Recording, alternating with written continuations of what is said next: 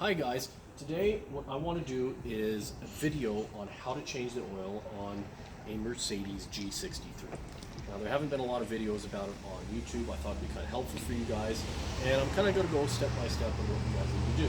So this is a 2014 model. It's got the 5.5 liter twin turbo V8.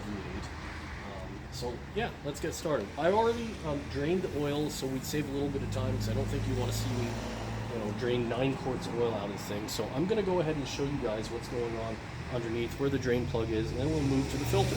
So I went ahead and lifted this vehicle a little bit so it would be easier for you guys to see what's going on. But you really don't need to lift it. If you're going to do this oil change yourself, you really don't. So now, as you can see, it's going to be right in front of the front diff. Right above there is the oil pan. And right there is where you drain the oil. So that's a 13 millimeter socket that you're going to need, and let it drain. It's going to take you guys probably about 20 minutes to really fully make sure it's drained. Then the next thing to do is the oil filter. So the oil filter is this thing right here. So make sure you get a oil filter that's compatible. I went ahead and used a Mercedes oil filter just to make sure everything was good.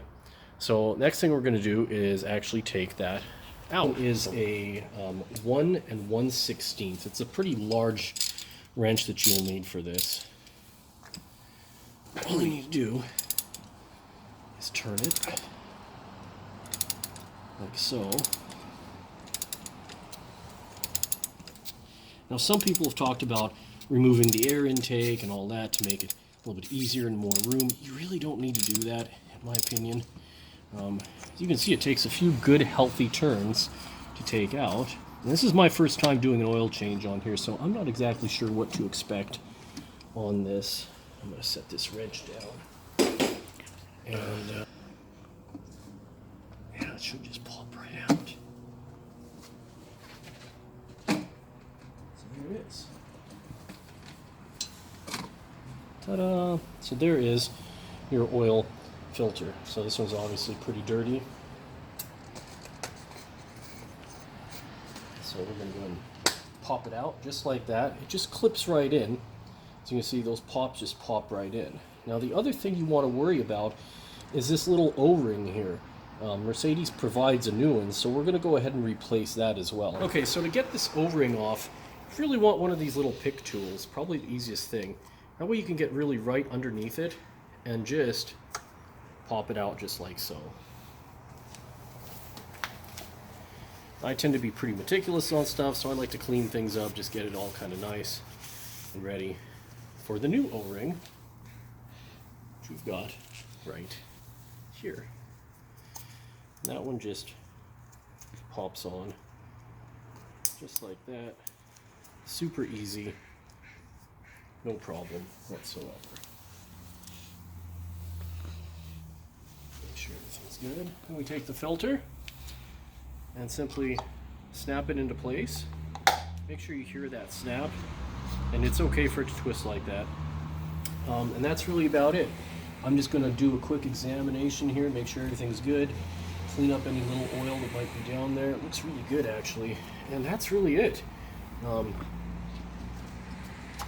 going to go ahead and slide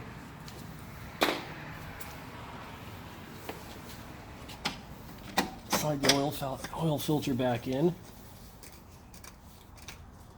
should be able just to hand tighten it for now until we need to fully tighten it. Okay, and you grab your wrench again.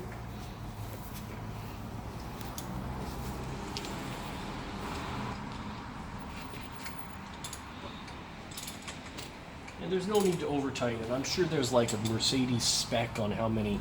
In fact, it says 25 Nm is where you want to tighten it. I can kind of feel how much that is. So it's still fairly loose.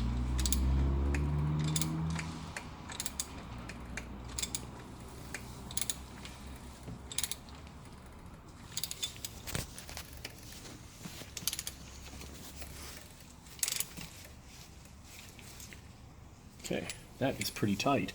That's snug, ready to go. Now, your last step really is putting the engine oil in. So, you guys know how to do that. As far as oil, I recommend probably either going with the Mercedes-Benz spec oil, or you can go to your AutoZone and get some oil. I found actually the Mercedes was cheaper than the equivalent oil at AutoZone or your favorite auto parts store. I'd recommend probably putting in about 8.5 quarts first. Check the oil level. It's supposed to take just under 9 quarts. You don't want to overfill it. And then that's about it. After that, you're going to want to reset your engine data, and you'll be good to go. And we'll do that in a separate video. Thanks, guys.